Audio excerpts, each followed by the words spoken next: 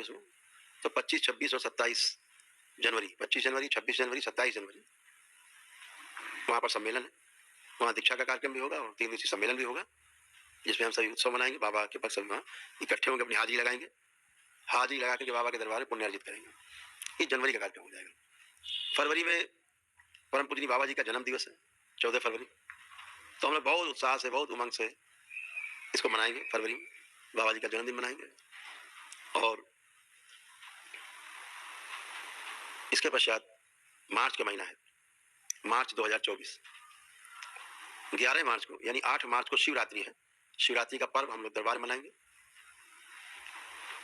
आनंद लेंगे बाबा के साथ, सभी उनके भक्त और शिष्य। फिर 10 तारीख को अमावस्या है, पितृमुक्ति वगैरह है, जो लोग कार्यक्रम कर रहे हैं वो सभी इकट्ठे होंगे, तो पितृमुक्ति का कार्यक्रम होगा। अमावस्या वो 10 तारीख है और 10 मार्च और 11 मार्च को हम लोग यहाँ से कूच करेंगे कानपुर से भगवान काशी विश्वनाथ के दरबार में, धाम के लिए।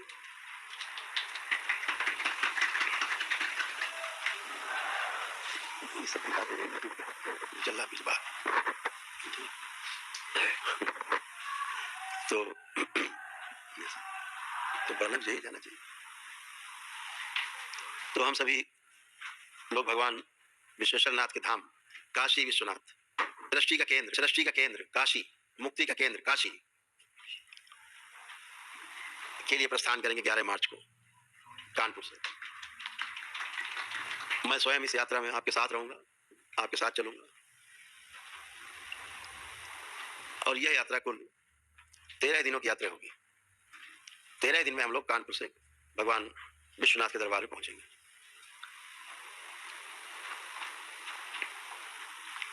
एक यात्रा के दौरान एक विशालकाय नंदी भी हमारे साथ होंगे। ये पूरा रास्ता दिखाते हुए चलेंगे, रास्ते में रुकते हुए, लोगों से मिलते हुए। यह जो सनातन की यात्रा है, ये भगवान काशी विश्वनाथ के दरबार में जाके पूरी होगी। और ये यात्रा जो यहाँ से भगवान काशी विश्वनाथ के चरणों तक जाएगी, 10,000 भक्त बाबा का शिष्य सब इसमें जुड़ के जाएंगे, सब लोग जाएंगे, बच्चे, महिलाएं, पुरुष सब जाएंगे और बाबा के चरणों में और वहां पर जो शक्तिपीठ है वहां जाके हाजिरी लगाएंगे। और इस दरबार में पहुंचकर जो यात्रा पहुंचेगी, ये यात्रा फिर वहां समाप्त नहीं होगी। आप ऐसे समझो कि भगवान काशी विश्वनाथ के धाम से, उस दरबार से यह सनातन की यात्रा धीरे धीरे चलते हुए पूरे विश्व में फैलेगी। ये पूरे विश्व में फैलेगी ये यात्रा। और इन यात्राओं का दौर अपने देश में और बढ़ेगा। कितनी बड़ी शक्ति दरबार ने खोल रखी है कि आप पद यात्रा करके आते हो और आपके परिवार के रोग और कष्ट चले जाते हैं। कितना अद्भुत है, बहुत अद्भुत है। आपके भी कष्ट जाते, उनके भी जाते। तो पदयात्री जो पदयात्रा करते हैं आप लोग, वो अदम्य साहस आपके अंदर है। कुछ लोग दंडवत यात्रा करते हैं, 20 kilometre, 25 kilometre, 30 kilometre, 35 kilometre, 40 kilometre से दंडवत करते हुए आते हैं। रास्ते में सड़क इतनी खराब है कि गाड़ी आना मुश्किल है। उन सड़कों पर आप अपनी छाती रखते हुए, रगड़ते हुए, घुटने रखते हुए, पूरा शरीर रखते हुए दंडवत करते हुए आते हैं। आप धन्य हैं। हो सकता है यहाँ अधिकारियों की बात ना समझ आती हो, पीडब्ल्यूडी के, क्योंकि उनको पदयात्रा नहीं करनी है, दरबार से कोई जुड़ाव भी नहीं है उनका। लेकिन आपकी आस्था, विश्वास, श्रद्धा के आगे सड़क भी आपको रोक नहीं पाती, वो गंदगी आपको रोक नहीं पाती। आप फिर भी दंडवत यात्रा करते हो। पद यात्रा तो करके तमाम भक्त रोज टोली की टोली चली आ रही है। इतना साहस, छोटी टोली भी, बड़ी टोली भी। छोटी टोली तो हमने इतनी बड़ी छोटी देखी कि 2 ही लोग चले आ रहे हैं, 3 लोग कहां से, बोले बद्रीनाथ से चल दिए। अब बद्रीनाथ धाम से पैदल चल के आना है कानपुर तक, करौली सरकार, करौली शंकर महादेव धाम तक, एक बहुत बड़ी प्रक्रिया का हिस्सा है, बहुत बड़े साहस का काम है। इसीलिए दरबार ने तमाम आपको जो रास्ते बताए चलने के लिए ने प्रदान किया कि लोग इतनी दूर दूर से आकर के पुण्य प्राप्त करने के लिए, स्वस्थ होने के लिए चलते हैं। तो दरबार ने जो 3 रास्ते बताए थे,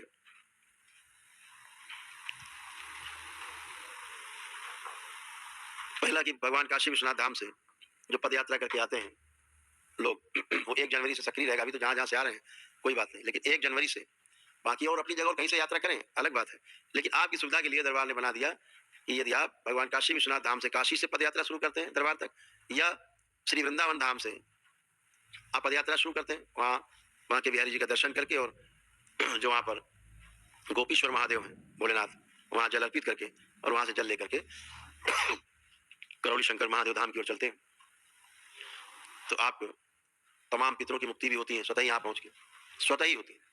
और तमाम उनसे जुड़े रहते हैं, जो आप बने रहते हैं, सब चले जाते हैं, आते ही आपके चले जाते हैं। अद्भुत है।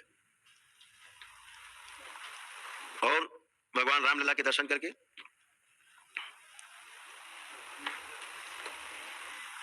अभी तो है। तीसरा, अयोध्या जी से पदयात्रा करके आप आते हैं तो भी आपको 9 हवन के पुण्य प्राप्त होते हैं। इसी कड़ी में 1 जनवरी से और जोड़ सकते हैं कि जो प्रयागराज से पदयात्रा शुरू करेंगे करौली शंकर धाम के लिए, उनको भी 9 हवन का पुण्य और 1 दिवसीय और 1 आरोग्य हवन का पुण्य प्राप्त होता है।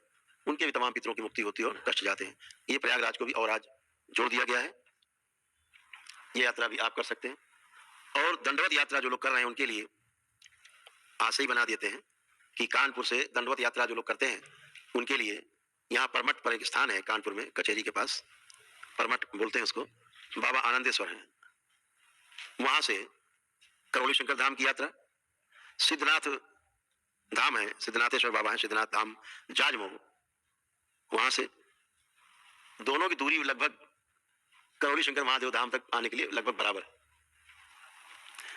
तो यहां से कर सकते हैं। कानपुर में एक मंदिर है, जेके टेम्पल के नाम से जाना जाता है, जेके मंदिर के नाम से जाना जाता है, जहां पर श्री राधा कृष्ण जी का जो विग्रह है वहां के बिहारी का वहां पर है। वहां से भी आप दंडवत यात्रा कर सकते हैं। कमला टावर में द्वारकाधीश मंदिर है, वहां से आप दंडवत यात्रा कर सकते हैं। और पनकी में हनुमान मंदिर है, वहां से भी आप दंडवत यात्रा कर सकते हैं। ये दंडवत यात्रा आप करके आते हैं तो आपको दरबार से 1 दिवसीय अनुष्ठान के पुण्य प्राप्त होते हैं, पितृ मुक्ति होती है, तमाम रोग कष्ट अपने आप ही जाते हैं आपके।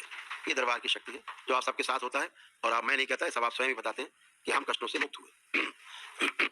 से अपने में रखेंगे आप कर पाएंगे। तो जो ये दंडवत यात्रा करके आते हैं इनको 1 दिवसीय अनुष्ठान के पुण्य प्राप्त होते हैं। बहुत कष्ट क्या नहीं लगते उनको, सवाल नहीं, बहुत कष्टकारी है। तो ये कार्यक्रम जो आपको बताए हैं, तो सभी लोग उसी के अनुसार तैयारी करेंगे। हम सभी अगले महासम्मेलन की तैयारी कर रहे हैं जो 25, 26, 27 जनवरी को काशी विश्वनाथ धाम में, वहीं हम लोग 3 दिन निवास करेंगे, 2 दिन निवास करेंगे, तीसरे दिन वहां से प्रस्थान करेंगे समापन करके।